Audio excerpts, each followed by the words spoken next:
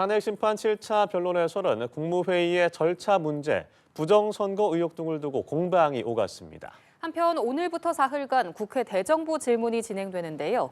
비상계엄과 윤 대통령 탄핵 심판을 둘러싸고 여야가 격돌할 걸로 보입니다. 관련한 정치권 이슈 김기흥 국민의힘 대변인, 박창환 장한대 특임교수와 함께 짚어보겠습니다. 안녕하십니까? 예, 안녕하세요. 안녕하십니까? 네, 어제 윤석열 대통령 탄핵 심판 7차 변론기일 윤석열 대통령이 이 비상계엄의 배경을 직접 다시 한번 밝혔습니다. 이 야당을 문제 삼았는데 야당이 178회 대통령 퇴진과 탄핵을 요구했다. 국회 예산 기조연설 가면 대통령 퇴진 시위를 벌였다라는 등 계엄 선포의 원인으로 야당을 꼽았습니다. 어제 윤 대통령의 발언 어떻게 들으셨어요? 그러니까 계엄 이후에 대국민 담화를 통해서 계엄의 어떤 불가피성을 여러 번 이제 강조를 했는데요. 저도 처음에 12월 3일 날 계엄을 했을 때 좀 당황스러웠습니다. 예. 느닷없는 계엄 아닌가 그런 건 생각을 했죠. 국민들도 그 부분에 대해서 많이 의아했을 겁니다. 하지만 계엄 이후에 탄핵과 대통령 체포 구속 거치면서 대통령이 과연 계엄을 왜 했을까? 그런 어떤 궁금증이 좀 국민들에서 나온 것 같습니다. 특히 20, 30대를 중심으로 그런 생각들을 많이 했는데 우리가 그날의 상황은 굉장히 강렬하지만 그날의 상황이 됐던 그 이유가 뭘까? 그리고 그 이후, 이전과 이후에 대해서 이제 전반적인 맥락 속에서 이걸 보게 되는 거죠. 저도 국회를 출입한 기자로서 한 번도 여서야대 국면이라고 해서 29번째 탄핵 그리고 23번의 특검 이게 있었던 적은 없거든요.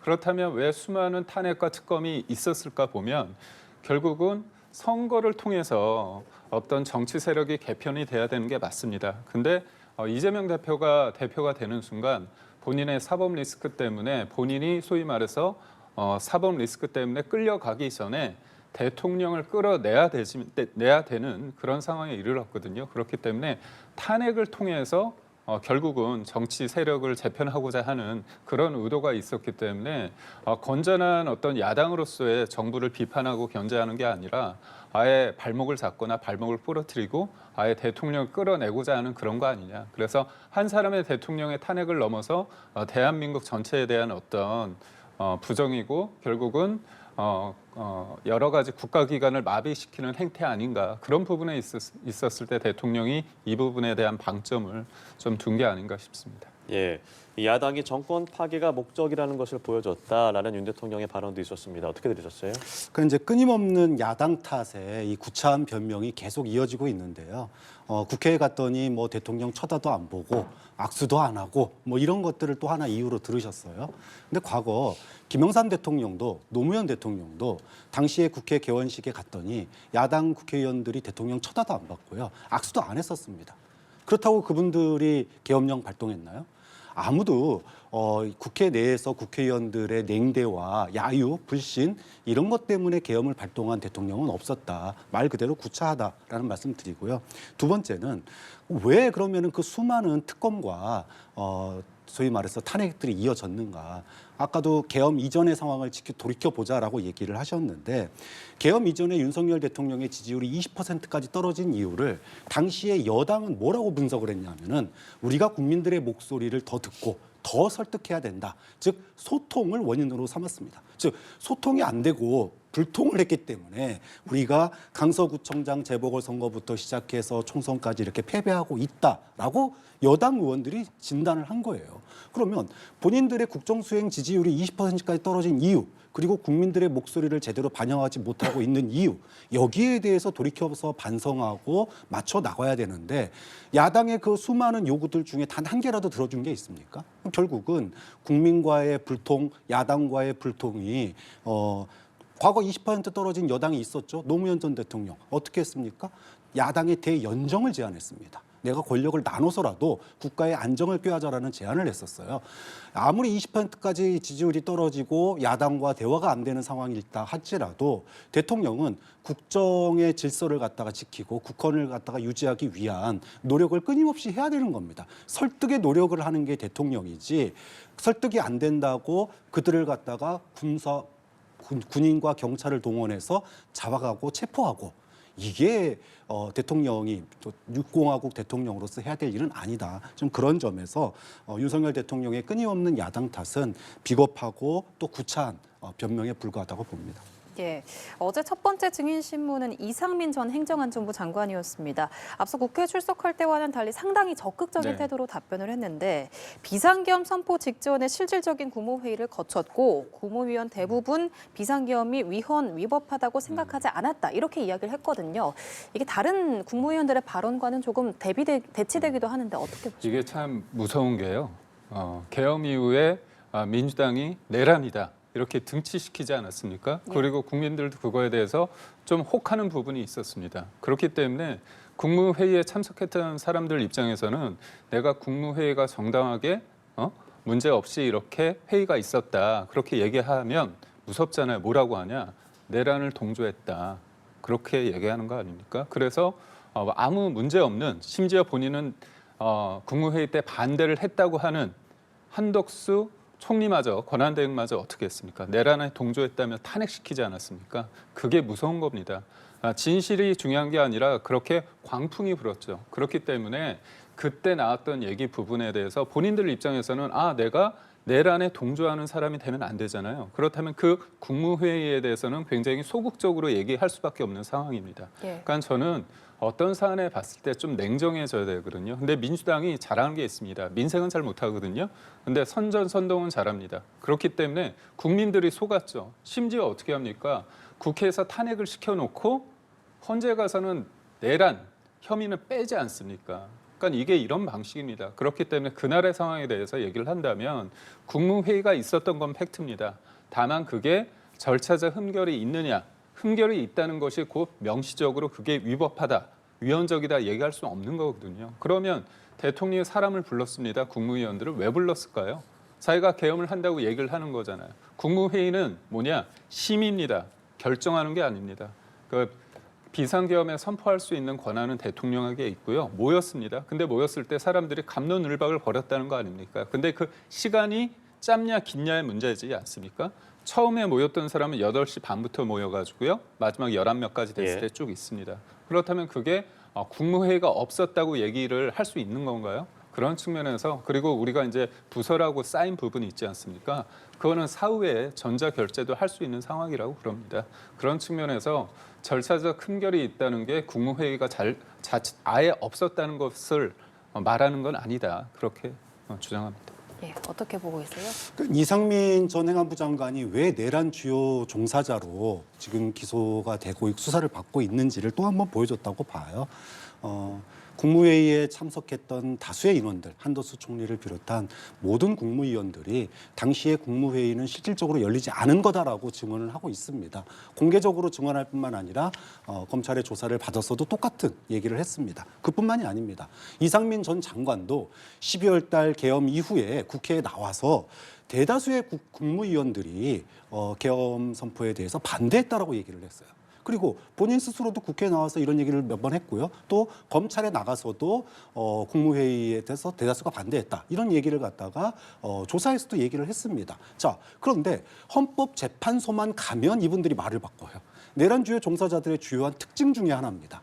그래서 헌법재판소에서 그들이 아무리 발뺌을 하고 묵비권을 행사하고 또는 말을 바꾸더라도 이미 수많은 증인들에 의해서 반대되는 주장이 일관되게 나오고 있고 또 그것을 갖다가 단순하게 주장만 하는 게 아니라 그것을 검찰 조서에까지 다 남겼기 때문에 저는 뭐 아무리 이제 와서 합법이었다라고 얘기를 한들 이것들이 헌법재판관들과 국민들을 설득시키기에는 뭐 정말로 눈 가리고 아웅 그 이상도 이하도 안 될 그런 주장들이라고 봅니다. 예, 그리고 어제 또 주목된 부분이 언론사에 대한 단전 단수에 대한 지시가 있었는지 여부에 대한 질의였습니다.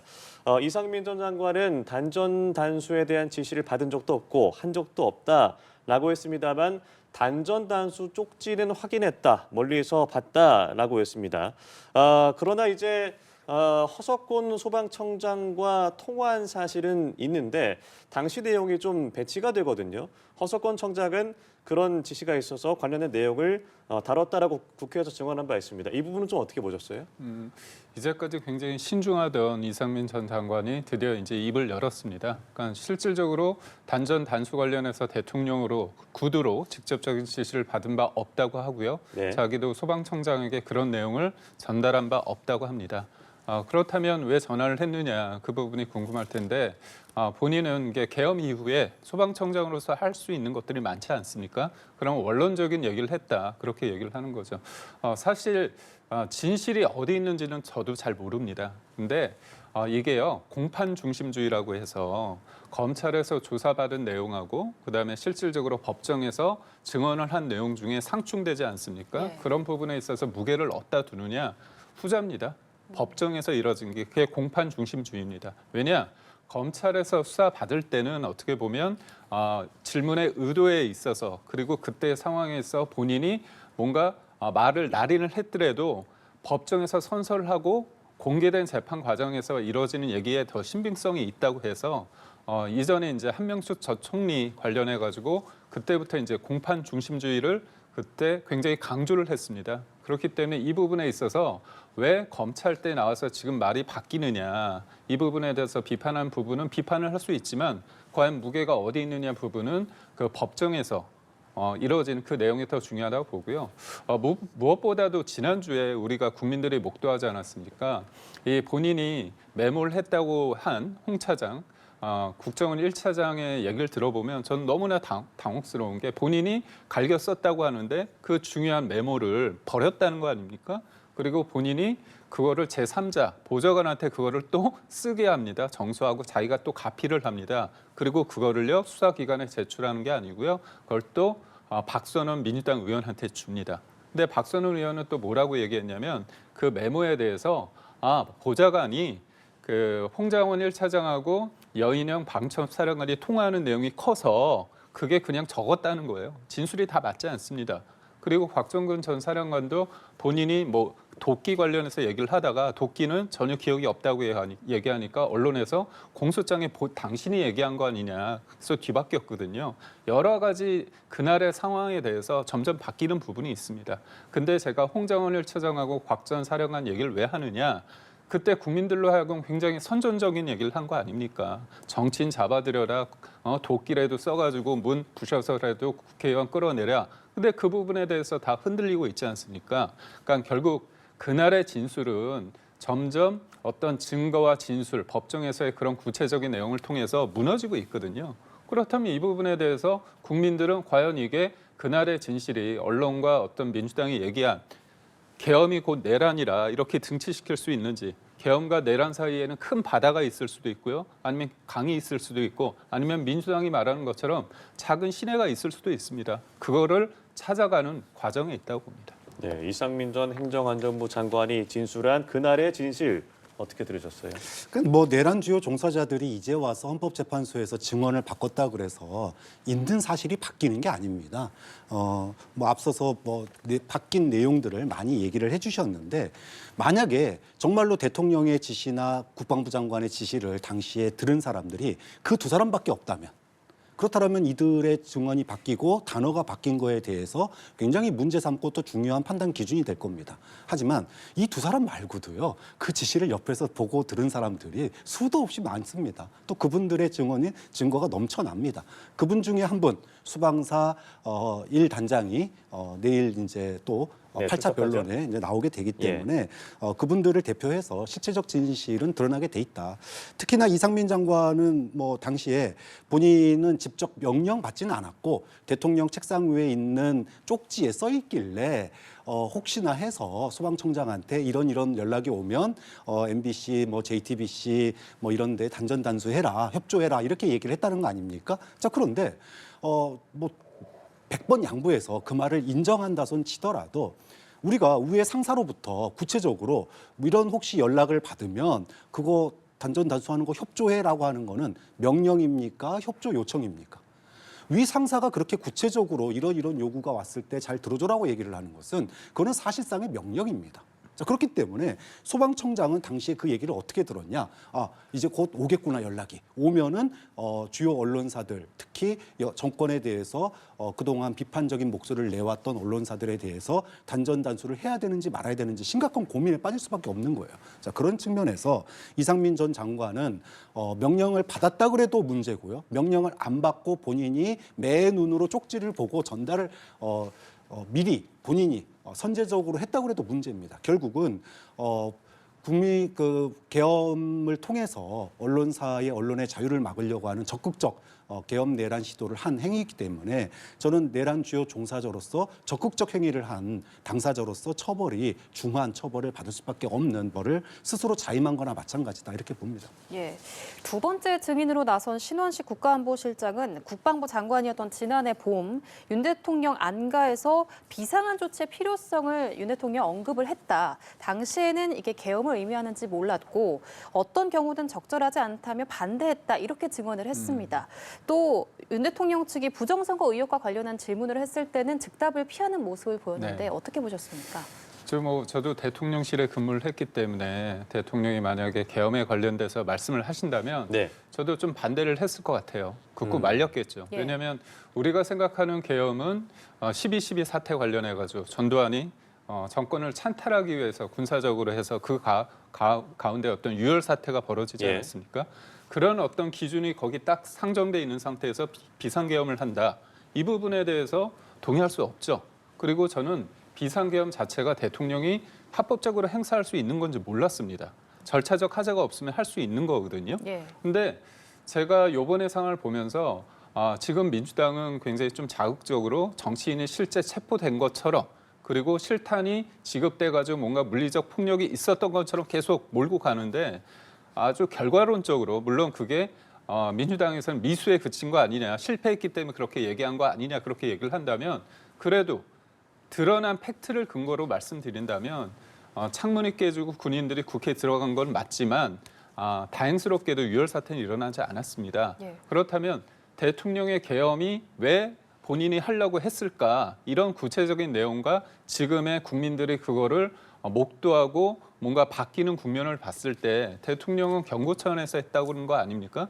그렇다면 그 부분이 민주당은 자꾸 계몽령을 희화화시키는데 20, 30대가 보는 계몽령은 이런 상황이 결국 내가 이거를 관심을 갖게 돼서 이런 저간의 민주당의 반민주적 행태를 알게 됐다. 그리고 지금의 대한민국 체제가 위협을 받고 있다. 그런 생각을 하게 되는 거거든요. 그래서 지금 대통령 측 그 변호인이 질문을 하는 게 뭐냐면 요즘은 하이브리드 전입니다. 전통적인 어떤 전쟁 플러스 정치 공작과 심리전이 있는 거거든요. 그러니까 우리가 생각하는 홍콩이 무력 침공으로 인해서 홍콩이 공산화된 게 아니고요. 사실상 선거라는 것과 그다음에 또 여러 가지 입법 과정을 통해서 그렇게 됐습니다. 지금 홍콩 놀러 가자는 사람 없지 않습니까? 왜냐? 자유가 없기 때문입니다.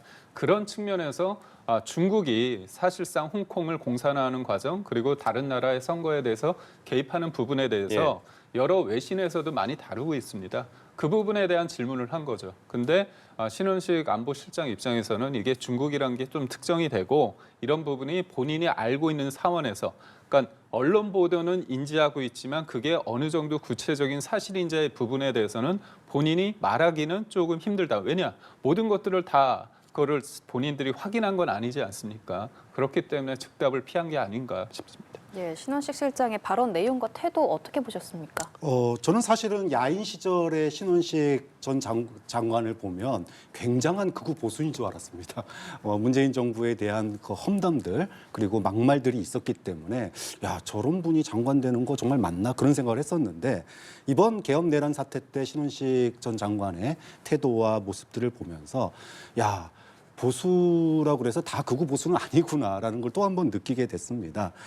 계엄 발동 요건 헌법에 명확하게 적혀 있습니다. 의혹이 있다고 그래서 군인들, 경찰들 동원해서 선관위 압수수색하고 국회의원들 끌어내라?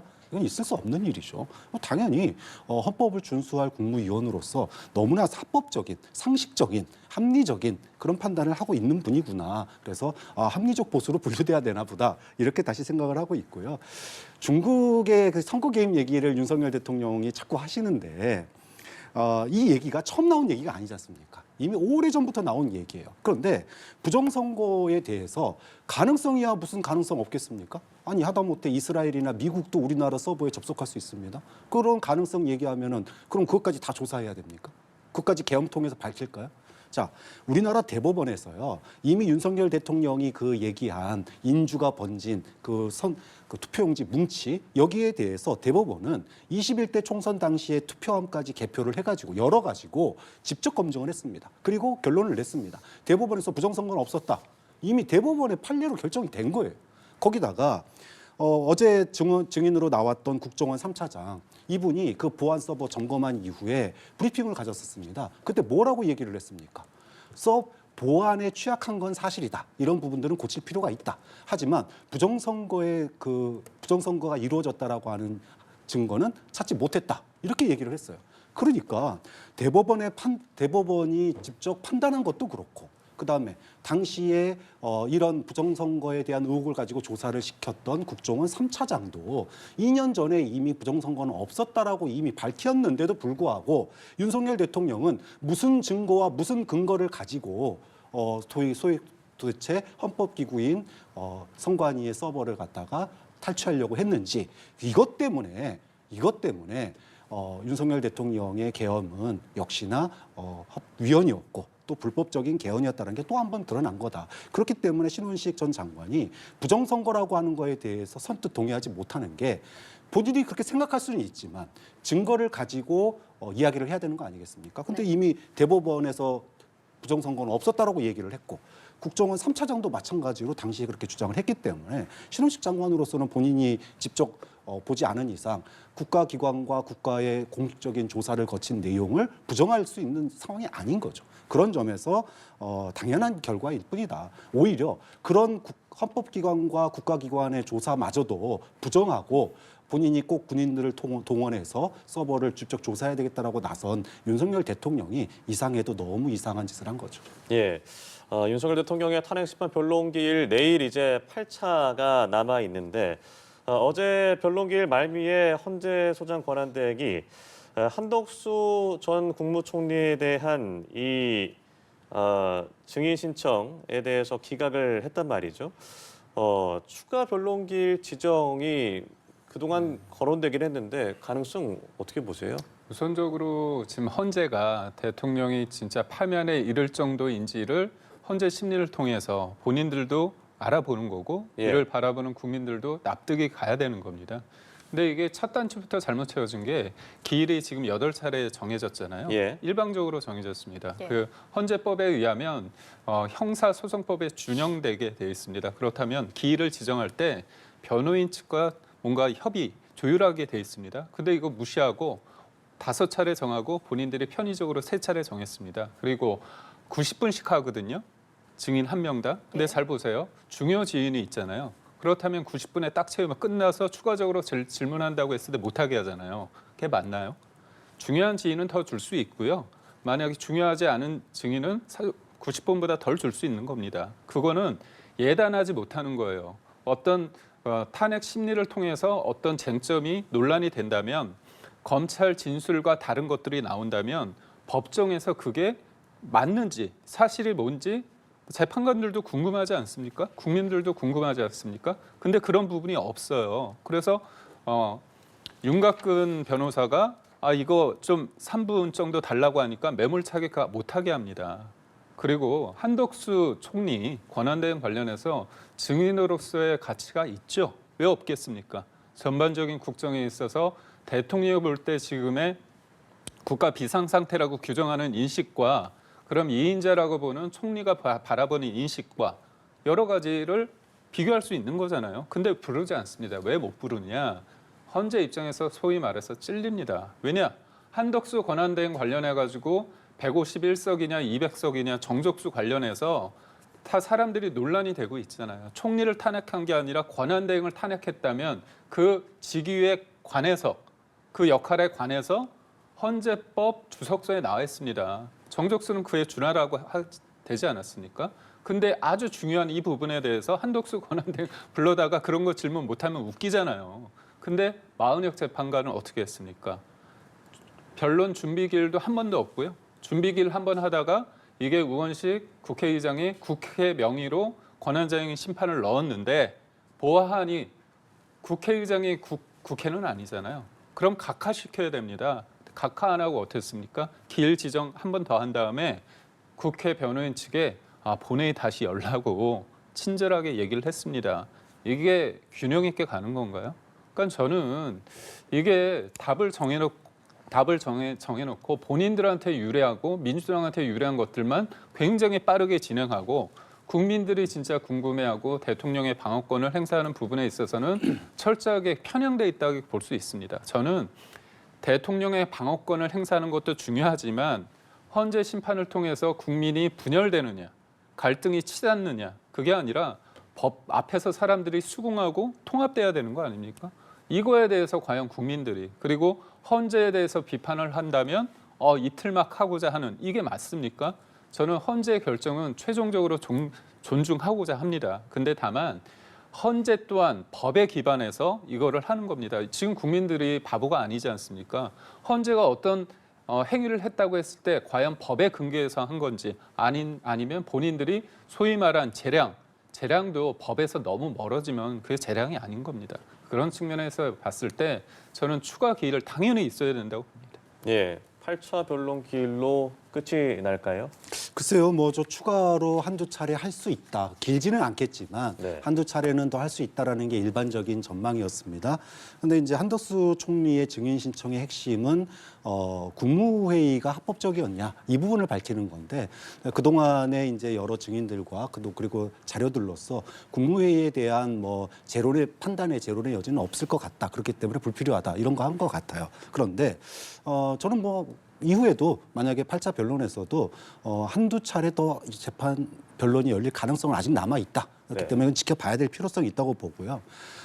지금 이제 만약에 근데 이런 거예요. 만약에 9차 변론이 열린다고 그러면 거기까지 열린다고 칩시다. 그러면 그때는 국민의힘이 9차 변론 됐으니까 이제 편파성이 사라졌어 그럴까요? 아마 20차까지 하더라도 소위 국민의힘 쪽에서는 헌법재판소의 편향성을 그때도 똑같이 얘기할 거다. 말씀하신 대로 만약에 이번이 대통령 탄핵 심판이 처음이었다라면은 앞으로 처음 하는 게 관례가 되고 판례가 되기 때문에 하나하나 따져볼 필요가 있습니다. 그런데 이미 우리 헌법재판소는요, 6공화국 들어서서 대통령 탄핵 심판을 이미 2번이나 한 경험이 있습니다. 그러니까 판례가 있고 사례가 있어요.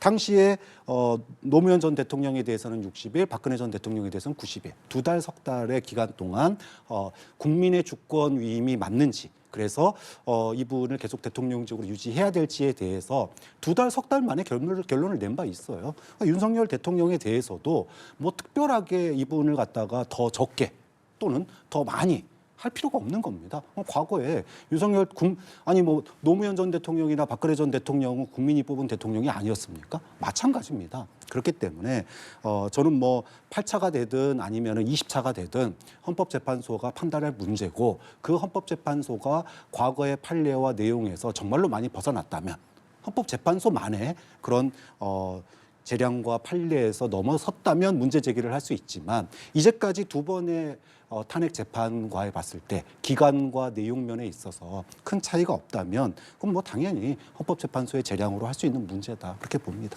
예, 알겠습니다. 지금까지 김기훈 국민의힘 대변인, 박창한 장한대 특임교수와 함께 이야기 나눠봤습니다. 두 분 오늘 말씀 고맙습니다. 고맙습니다. 고맙습니다.